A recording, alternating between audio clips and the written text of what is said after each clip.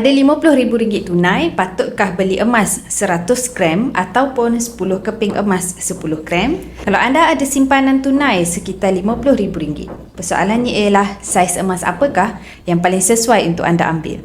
Jawapannya bergantung pada tujuan simpanan anda.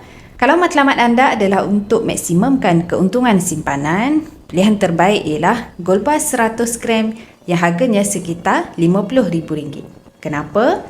Kerana kadar spread lebih rendah dan kos gold premium lebih murah berbanding anda beli 10 keping gold bar 10 gram. Dalam jangka panjang, keuntungan anda lebih cepat nampak dengan saiz emas yang lebih besar.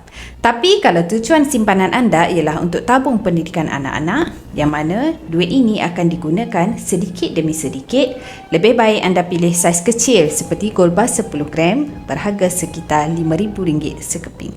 Jadi dengan RM50,000, anda boleh dapat 10 keping 10 gram. Bila perlukan duit untuk bayar yuran ataupun kos pendidikan, anda boleh jual satu keping dan bukan terpaksa jual semuanya sekali. Jadi, tiada jawapan mutlak. Saiz emas terbaik bergantung pada matlamat simpanan anda. Sama ada anda nak maksimumkan keuntungan atau nak guna fleksibel sedikit demi sedikit. Kalau anda nak mulakan simpanan atau nak alihkan sebahagian duit anda kepada emas, anda boleh rujuk pin video saya untuk langkah mudah daftar akaun emas dan nanti saya akan bantu anda cara terbaik menabung emas di Public Gold sesuai dengan bajet anda.